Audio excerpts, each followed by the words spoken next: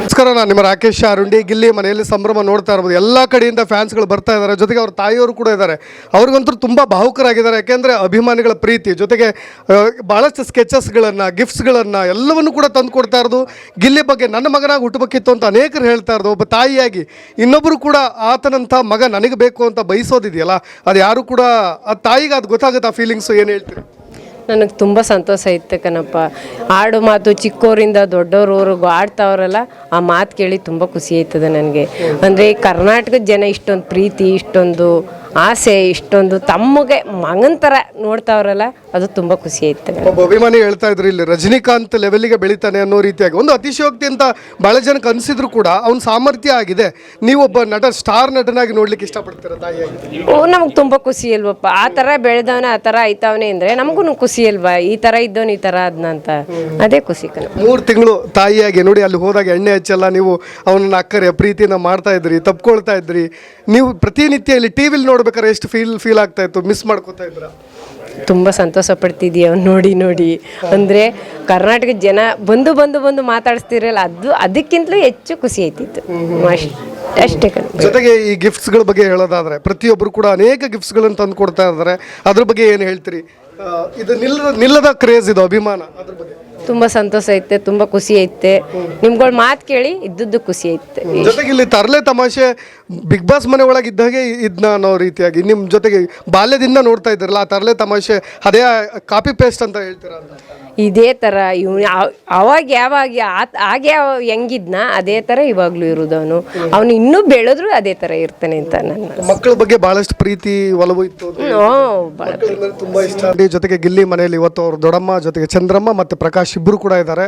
ಅನೇಕ ಅನುಭವಗಳನ್ನು, ಜೊತೆಗೆ ಬಾಲ್ಯದ ನೆನಪುಗಳನ್ನು, ಮೊದಲು ಹೇಗಿದ್ದ ಈಗ ಬದಲಾದ ಪರಿ ಎಲ್ಲವನ್ನೂ ಕೂಡ ಮಾತನಾಡ್ತಾರೆ. ಅಮ್ಮ ಹೇಳಿ ಅಮ್ಮ, ಜೊತೆಗೆ ನೀವು ಹತ್ತಿರದಿಂದ ನೋಡಿದವರು ಗಿಲ್ಲಿ, ಹೇಗಿತ್ತು ಕಷ್ಟದ ದಿನಗಳು, ಬಾಲ್ಯದ ದಿನಗಳು ಹೇಗಿತ್ತು, ಈ ಮಟ್ಟಿಗಿನ ಯಶಸ್ಸು ಏನು ಹೇಳ್ತೀರಿ? ಕಷ್ಟದ ದಿನದಲ್ಲೂ ಅದೇ ಥರ ಇದ್ದ, ಈ ಒಳ್ಳೆ ದಿನ ಬಂದದೆ ಅದೇ ಥರ ಇರ್ತಾನೆ.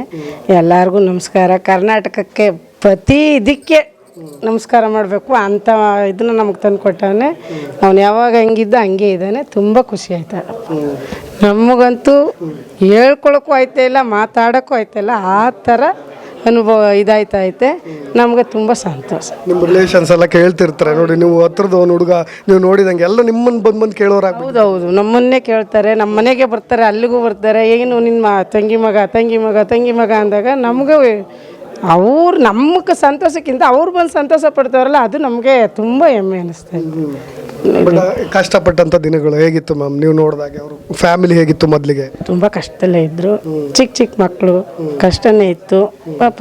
ಅವ್ನು ನಮ್ಮ ಮಗ ಅಂತೂ ಒಂದು ದಿನವೂ ಇದು ಮಾಡ್ಕೊಂಡಿಲ್ಲ. ಕಷ್ಟದಲ್ಲಿ ಬಂದರು, ಅವನು ಕಷ್ಟ ಅಂತ ಗೊತ್ತೇ ಇಲ್ಲ. ಇವತ್ತು ಹಂಗೆ ಅವನು, ಆವತ್ತು ಹಂಗೆ ಇದ್ದ.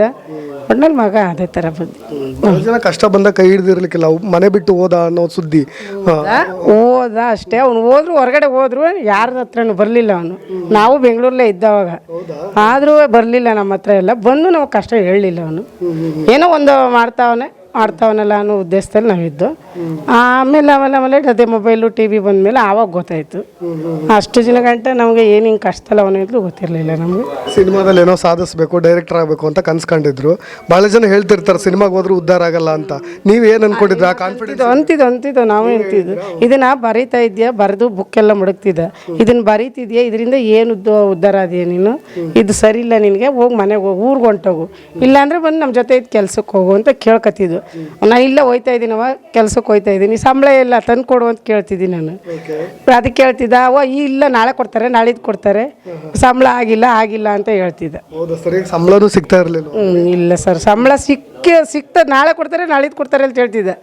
ನಾನು ಕೇಳ್ತಾ ಇದ್ದೆ, ಇವಾಗ ಸಂಬಳನಾರು ಕೊಡೋ ಊರಿಗೆ ಕಳಿಸ್ತೀನಿ ಅಂತ. ಎಂದಾರು ವಾರಕ್ಕೆ 15 ದಿವಸಕ್ಕೆ ದಿನ ಬರ್ತಿದ್ದ ಮನೆಗೆ. ಅವಾಗ ಕೇಳಿದ್ರೆ ಅವ ನಾಳೆ ಕೊಟ್ಟಾರಂತೆ, ನಾಳಿದ್ದು ಕೊಟ್ಟಾರಂತೆ, ಇಸ್ಕೊಡ್ತೀನಿ ಅಂತ. ಅದೇ ಥರ ಇದ್ದ.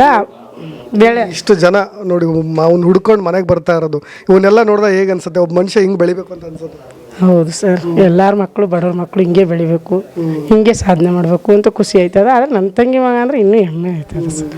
ನಿಮ್ಮ ಜೊತೆಗೆ ಎಷ್ಟು ಪ್ರೀತಿ ಕರೆ ಎಲ್ಲ ಗೌರವ ಕೊಡೋದು ಮಾತುಕತೆ ನಿಮ್ಮ ಜೊತೆ ನಿಮಗೂ ಎಲ್ಲ ಸಿಲ್ಲಿ ಥರನೇ ಸಿಲ್ಲಿನೇ ಈ ನಮ್ಮ ದೊಡ್ಡಮ್ಮ ನಮ್ಮ ಅಮ್ಮ ನಮ್ಮ ಅಣ್ಣ ಏನೂ ಇಲ್ಲ ಎಲ್ಲ ಈಗ ಅಲ್ಲಿ ಬಿಗ್ ಬಾಸ್ ಮನೇಲಿ ಯಾವ ಥರ ಅದೇ ಥರ ಕೂತ್ಕೋದು ಅದೇ ಥರ ಆಡೋದು ಅದೇ ಥರ ಜೋಕ್ಸು ಅದೇ ಮಾತು ಒಂದು ನಮ್ಮ ದೊಡ್ಡಪ್ಪನ ಮಕ್ಕಳು ಚಿಕ್ಕಪ್ಪನ ಮಕ್ಕಳು ಎಲ್ಲ ಅವರೇ ಎಲ್ಲರ ಜೊತೆಲಿ ಒಂದೇ ಇದು ಒಂದು ಅವ್ರು ಬೇರೆ ಇವ್ರು ಬೇರೆ ಅಂತೇನಿಲ್ಲ ಎಲ್ಲರೂ ಒಂದೇ ಸಮ ಬಿಗ್ ಬಾಸ್ ಮನೇಲಿ ಏನು ಕೆಲಸ ಆಗೈತವಲ್ಲ ಅದೇ ಕೆಲಸ ನಮ್ಮ ಜೊತೆಲಿ ಮಾಡೋದು ಹಂಗೆ ನಿಮ್ಗೆ ಅವ ಒಂದು ಓಪಿಸುತ್ತಾ ಈ ಮಟ್ಟಿಗೆ ಬೆಳಿತಾನೆ ಅನ್ನೋ ಇಲ್ಲ ಸರ್ ಅದು ಗೊತ್ತೇ ಇಲ್ಲ ನಮಗೆ ನಿರೀಕ್ಷೆನೂ ಇಲ್ಲ ಅದು ಗೊತ್ತೂ ಇಲ್ಲ ಇವನು ಕೆಟ್ಟೋಯ್ತಾನೆ ಏನಾಗೋಯ್ತಾನೋ ಹಾಳಾಗೋದಾನೇನೋ ಅನ್ನೋ ಭಯ ಇತ್ತು ನಮಗೆ ಮನೆಗೆ ಹಿಂಗೆ ಆಗೋಯ್ತಲ್ಲ ಅವ್ರ ಅಪ್ಪ ಅಮ್ಮನ ನೋಡೋದೇನು ಈತ ಅಕ್ಕನ ಮದುವೆ ಮಾಡಲಿಲ್ಲ ಏನು ಮಾಡೋದು ಅದೊಂದು ಭಯ ಜಾಸ್ತಿ ಇತ್ತು ನಮಗೆ ನಮ್ಮ ಮಗಳು ಮಾಡ್ತಿದ್ಲು ಇವಳು ಪಾಪ ಎಲ್ಲ ನಾನು ಅದನ್ನೇ ಬೋಯ್ತಿದ್ದೆ ಮಗಳು ಮಾಡ್ತಾವಳೆ ನಿಮ್ಮ ಮಕ್ಕಳಾಗಿ ಗಂಡು ಮಗನಾಗಿ ನೀನು ಹಿಂಗೆ ಮಾಡ್ತಾ ಇದೀಯಾ ಅಂತ ಅಂದರೆ ಮಗಳು ಅಂದ್ರೆ ಹೊಲ ಮನೆಗೆಲ್ಲ ಕೆಲಸ ಮಾಡ್ತಾ ಇದ್ದಾರೆ ಇಲ್ಲ ಸಣ್ಣ ಪುಟ್ಟ ಮಾಡ್ಕೊಂಡು ಅವಳು ಯಾವಾರ ಮನೆದೇ ಇದು ಮಾಡ್ಕೊಂಡು ಹೋಯ್ತಿದ್ಲಲ್ವಾ ನೀವು ಹಿಂಗೆ ನಿಂತಿದ್ದೀರಿ ಅವಳು ಮಾಡ್ತಾವಳಲ್ಲ ಅನ್ನೋ ಇದಕ್ಕೆ ನಾವು ಕೇಳ್ತಿದ್ದಾಗ ಆಯಿತು ಸುಮ್ಮನಿರವ ಒಂದಲ್ಲ ಒಂದಿನ ಒಳ್ಳೇದಾಯ್ತು ಸುಮ್ಮನಿರವ ಒಂದಲ್ಲ ಒಂದಿನ ಚೆನ್ನಾಗಿರ್ತೀನಿ ಸುಮ್ಮನಿರವ ಇದೇ ಮಾತು ಹೇಳ್ತಿದ್ದು ಇನ್ನೇನು ಹೇಳ್ತಿರ್ಲಿಲ್ಲ ನೋಡಿ ಎಲ್ಲ ತಾಯಂದ್ರು ಆ ಥರದ ಮಗ ಬೇಕು ಅಂತ ಬಯಸ್ತಾರೆ ನೀವೇನು ಹೇಳ್ತೀರಿ ನೀವು ನೋಡಿದ್ರೆ ತುಂಬ ಅಯ್ಯೋ ನಮಗೆ ಅವನೆಲ್ಲ ಆ ಮಗ ಅಂತ ತುಂಬ ಹೆಮ್ಮೆ ಆಯ್ತದ ಸರ್ ಹೌದು ಆ ಥರ ಮಗನೇ ಎಲ್ಲರಿಗೂ ಇರಲಿ ನಮಗೆ ಅವನೆಲ್ಲ ಹೆಮ್ಮೆ ಆಗ್ತದೆ ತುಂಬ ಖುಷಿ ಜೊತೆಗೆ ಮಳವಳ್ಳಿ ಎಲೆಕ್ಷನ್ ನಿಲ್ಲಿಸ್ಬೇಕು ಅನ್ನೋ ಥರದ್ದು ಒಂದು ಚರ್ಚೆಗಳು ಸುಮ್ಮನೆ ತಮಾಷೆಗೆ ಆಗ್ತಾ ಇರೋದು ಇವನ್ನೆಲ್ಲ ಕೇಳಿದಾಗ ಹೇಗೆ ಅನ್ಸುತ್ತೆ ಇನ್ನೂ ಖುಷಿ ಆಯ್ತದ ಸರ್ ಇನ್ನೂ ಖುಷಿ ಆಯ್ತದ ಥ್ಯಾಂಕ್ಸ್ ಹೇಳಿ ಪ್ರಕಾಶ್ ಅವರೇ ನಿಮ್ಮ ಜೊತೆಗೆ ನಮಸ್ತೆ ಸರ್ ಹೇಗಿತ್ತು ನೀವೆಲ್ಲ ಎಲ್ಲ ಮಕ್ಕಳು ಅಣ್ಣ ತಮ್ಮದಿರು ಹೆಂಗೆ ಬೆಳೀತಾರೆ ಹಂಗೆ ನಾವು ಚೆನ್ನಾಗಿದ್ವಿ ಎಲ್ಲ ತುಂಟಾಟ ಜಾಸ್ತಿ ನಾನೊಂದು ಸ್ವಲ್ಪ ಸೈಲೆಂಟು ಬರೋದು ಕಿಟ್ಲೆ ಮಾಡೋದು ಮಾತ್ರ ಮಾತು ಸರ್ ನೋಡಿದ್ರು ಬರೀ ಮಾತು ಅದಂತೂ ನಿಜ. ಅವನು ಬಿಗ್ ಬಾಸಲ್ಲಿ ಹೇಳ್ಕೊಂಡ ಅವ್ರ ಅಜ್ಜಿ ಸತ್ತಾಗಿ ಏನು ಮಾಡಿದೆ ಅಂದ್ಕೊಂಡು ಅದೇ ಬ್ಯಾನರ್ ಮಾಡಿಸೋ ವಿಷಯದಲ್ಲಿ ಡಿಸೈನ್ ಮಾಡಿಬಿಟ್ಟು ಅದೊಂದು ಅಂದರೆ ಸಾವನ್ ಮನೆ ಬಟ್ ಅವನದು ಹ್ಯಾಪಿ ಮೂಡ್ ಯಾವಾಗಲೂ ಅವನು ಆ ಥರ ಕ್ಯಾಟಗರಿ ಮಾಡ್ಕೊಳ್ಳೋದು ಬ್ಯಾನರ್ ಅದು ಅದೇ ಸರ್ ಹೇಳೋದು ದುಃಖದ ಬಲೆಯಲ್ಲಿ ಅದು ಒಂದು ಬೈಯಂಗಿಲ್ಲ ಬಿಡಂಗಿಲ್ಲ ಕೊಲೆ ಹೊಡಿಯಂಗಿಲ್ಲ ಆ ಥರ ಆಯಿತು. ಬಟ್ ಎಲ್ಲ ಏನಿಲ್ಲ ಸರ್ ಆ ಥರ ಚೆನ್ನಾಗಿ ಮಾಡ್ದ.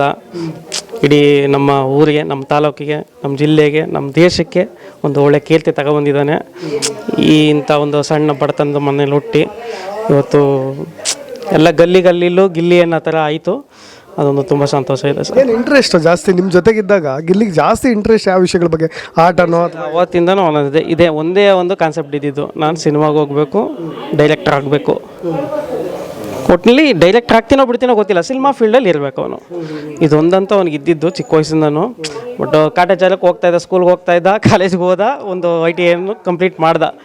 ಬಟ್ ಅವ್ನು ಫುಲ್ ಕಾನ್ಫಿಡೆನ್ಸ್ ಇದ್ದಿದ್ದು ನಾನು ಸಿನಿಮಾದಲ್ಲೇ ಇರ್ತೀನಿ, ಅದೇ ನನ್ನ ಜೀವನ ಅಂತ ಅವ್ನು ಅವತ್ತಿಂದನೂ ಮುಡುಪಾಗ್ಬಿಟ್ಟ ಸರ್. ಹೈಸ್ಕೂಲು ಕಾಲೇಜು ಬಂದಾಗೆಲ್ಲ ಪ್ರೀತಿ ಪ್ರೇಮ ಆ ಥರದ್ದು ಯಾವುದು ಇಂಟ್ರೆಸ್ಟ್? ಅಯ್ಯೋ ಅದ್ರ ಬಗ್ಗೆ ಅವನಿಗೆ 5 ಪೈಸೆ ಒಲವು ಇರಲಿಲ್ಲ. ಪ್ರೀತಿ ಪ್ರೇಮ ಅನ್ನೋದು ಅವನಿಗೆ ಗೊತ್ತೇ ಇಲ್ಲ ಬಿಡಿ ಸರ್. ಅವನ ಅಂಥ ಕಲ್ಮನ್ಸು. ಅಷ್ಟೆಲ್ಲ ಬಿಗ್ ಬಾಸಲ್ಲಿ 24 ಜನ ಕಂಟೆಸ್ಟೆಂಟ್ಸ್ ಇದ್ದರು. ಎಲ್ಲರಿಗೂ ಒಂದೊಂದು ವೈಯಕ್ತಿಕವಾಗಿ ಏನೋ ಒಂದು ನೆನಪು ಮಾಡಿಕೊಂಡು ಒಂದಿನಾದರೂ ಹತ್ತಿದ್ದಾರೆ.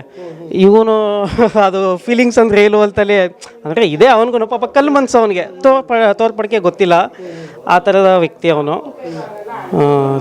ಯಾವಾಗಲೂ ನಿಮಗೆ ಬಿಗ್ ಬಾಸ್ ನೋಡಬೇಕಾದ್ರೆ ನೀವು ಅವರು ಜೊತೆಗಿದ್ದಾಗ ಜಾಸ್ತಿ ಪದೇ ನೆನಪಾಗೋ ವಿಷಯಗಳು ಯಾವುದಾದ್ರು? ಅಯ್ಯೋ ಹಿಂಗೆ ಜೊತೆಗಿರ್ತಿದ್ವಲ್ಲ, ಈ ಥರ ಲೆವೆಲಿಗೆ ಬೆಳೆದು ಬಿಟ್ರಲ್ಲ ಅನ್ನೋ ಥರದ ಯಾವ ವಿಷಯ ಕಾಡುತ್ತೆ ನಿಮಗೆ ಜಾಸ್ತಿ? ಯಾವ ವಿಷಯ ಅಂದರೆ ಅದೇ ಜೊತೇಲಿ ಎಲ್ಲ ಥರನೂ ಆಟಗಳಾಡ್ತಿದ್ವಿ.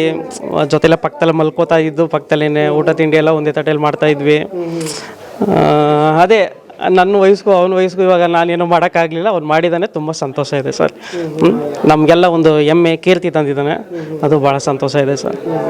ಬಿಗ್ ಬಾಸಲ್ಲಿ ಪ್ರತಿದಿನ ಆಡ್ತಾ ನಿಮಗೆ ಒಂದು ಕಾನ್ಫಿಡೆನ್ಸ್ ಬರುತ್ತೆ, ಓಕೆ ಗಿಲ್ಲಿ ಗೆಲ್ಲಬಹುದು ಅಥವಾ ಆ ಥರದ ಡೌಟ್ ಏನಾದರೂ ನಿಮಗೆ ಯಾವಾಗ ಕಾಡ್ತು?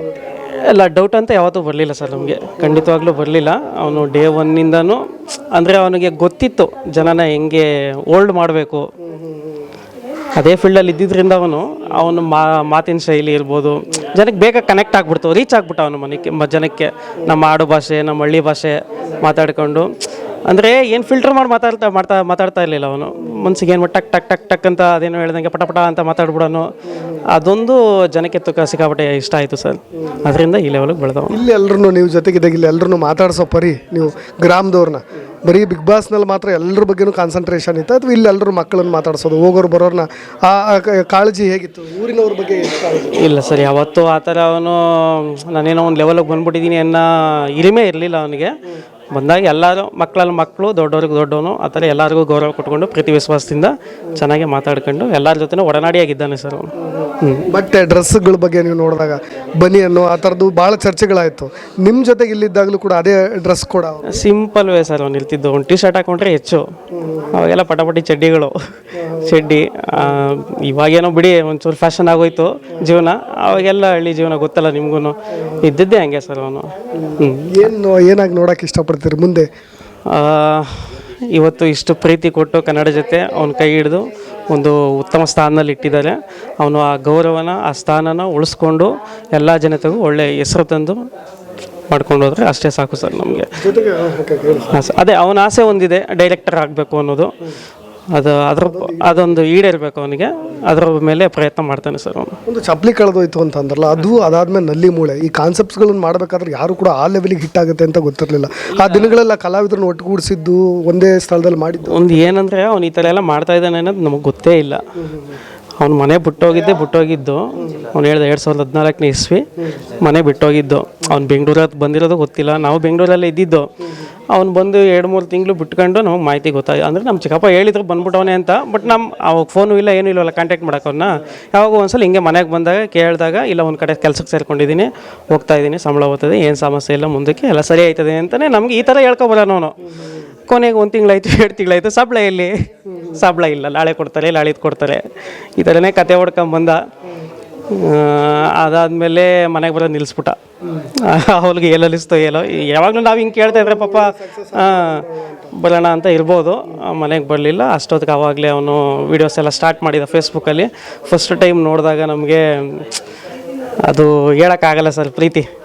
ಆ ಥರ ಒಂದು ಅಭಿಮಾನ ಚೆನ್ನಾಗಿ ಮಾಡಿದ. ಅದನ್ನು ಅದರಿಂದ ಒಳ್ಳೆ ಹೆಸರು ಬಂತು ಸರ್ ಅವನಿಗೆ. ಚೆನ್ನಾಗಿ ಮಾಡ್ಕೊಂಬಂದ. ಕಷ್ಟ ಅಂತ ಬಂದಾಗ ಯಾವತ್ತೂ ₹1 ನಿಮ್ಮ ಹತ್ರ ಎಲ್ಲೂ ಕೂಡ ಕೇಳಿಲ್ಲ ಸರ್. ಅವನು ಯಾವತ್ತು ಹೇಳಿದ್ನಲ್ಲ, ನಮ್ಮ ಮನೆಗೆ ಬರೋದೇ ಬಿಟ್ಬಿಟ್ಟ ಅವನು. ಹಿಂಗೆ ನನ್ನ ಕಷ್ಟ ಆಗೈತೆ, ಊಟ ಇಲ್ಲ, ತಿಂಡಿ ಇಲ್ಲ. ಅದು ಪಾಪ ಒಂದಿನೂ ಅವ್ನು ಹೇಳ್ಕೊಳ್ಳೂ ಇಲ್ಲ, ನಮ್ಮ ಹತ್ರ ಬರಲೂ ಇಲ್ಲ ಸರ್ ಅವನು. ಆ ಕಷ್ಟದಲ್ಲೇ ನೊಂದು ಬೆಂದು ಅರಳಿದ ಪ್ರತಿಭೆ ಅಂತಾರಲ್ಲ, ಹಂಗೆ ಇವತ್ತು ಚೆನ್ನಾಗಿ ಬಂದಿದ್ದಾನೆ ಸರ್. ಬಿಗ್ ಬಾಸಿಂದ ಮೊದಲ ಭೇಟಿ ಏನು ಹೇಳಲಿಕ್ಕೆ ಇಷ್ಟಪಟ್ಟಿದ್ದೀರಿ? ಏನು ಹೇಳಬೇಕು ಅಂತ ಅಂದ್ಕೊಂಡಿದ್ದೀರಿ? ಹೌದು ಸರ್, ಹೌದು. ಅದೇ ಸರ್, ಫಸ್ಟು ತಪ್ಪಿಕೊಂಡು ಒಂದು ಹಗ್ ಕೊಟ್ಟು ಇದೇ ರೀತಿ ಚೆನ್ನಾಗಿ ಎಲ್ಲರನ್ನೂ ನಗಿಸ್ಕೊಂಡು ಆರಾಧಿಸ್ಕೊಂಡು ಜನ ಬಿಡಿ ಅವನ್ನ ಆರಾಧಿಸ್ತಾರೆ. ಇವನು ಅವ್ರ ಅಭಿಮಾನಕ್ಕೆ ಚಿರಋಣಿಯಾಗಿ ಇರಬೇಕು. ಇವನು ಅದನ್ನು ಮಾಡ್ತಾನೆ ಸರ್ ಇವನು. ಸಿನಿಮಾ ರಂಗದಲ್ಲಿ ನೋಡ್ಲಿಕ್ಕೆ ಇಷ್ಟಪಡ್ತಾರೆ, ರಾಜಕೀಯ ರಂಗದಲ್ಲಿ ಇಲ್ಲ ಸರ್, ಅದು ಅವನ ಇಷ್ಟ. ಅವ್ನಿಗೆ ಇರೋದು ಒಂದೇ ಇಷ್ಟ. ನಾನು ಹೇಳಿದ್ನಲ್ಲ, ಅವನೊಬ್ಬ ಡೈರೆಕ್ಟರ್ ಆಗಬೇಕು, ಆ ಫೀಲ್ಡಲ್ಲಿ ಚೆನ್ನಾಗಿ ಮುಂದುವರಿಬೇಕು ಅವನು. ಅದೊಂದು ಆಸೆ ಅಂತೂ ಇದೆ ಅವನಿಗೆ. ಮುಂದಿಂದೆಲ್ಲ ದೈವ ಹೆಚ್ಚು ಸರ್, ನೋಡ್ಬೇಕು ಹೆಂಗಾಗುತ್ತೆ. Thank you sir. Thank you very much. ಸ್ನೇಹಿತರೆ, ಬೆಳೆಯುವ ಸಿರಿ ಮೊಳಕೆಯಲ್ಲಿ ಅನ್ನೋ ಹಾಗೆ ಬಾಲ್ಯದಲ್ಲಿ ನೋಡಿ ಅವ್ರ ಜೊತೆಗೆಲ್ಲ ಒಡನಾಟ ಹೇಗಿತ್ತು ಅದೆಲ್ಲವೂ ಕೂಡ ಹಂಚ್ಕೊಂಡ್ರು. ಅದೇ ರೀತಿಯಾಗಿ ಗಿಲ್ಲಿ ಅವನೇನು ಅಂದ್ಕೊಂಡಿದ್ದಾನೆ ಕನಸು ಅದು ಈಡೇರಲಿ ಅನ್ನೋದೇ ಅವ್ರ ಆಸೆ ಅಂತ ಹೇಳ್ತಾ, ಇನ್ನಷ್ಟು ಅಪ್ಡೇಟ್ಸ್ಗಳೊಂದಿಗೆ ಮತ್ತೆ ಬರ್ತೀನಿ. ನಾನು ರಾಕೇಶ್ ಆರುಂಡಿ. ಧನ್ಯವಾದ.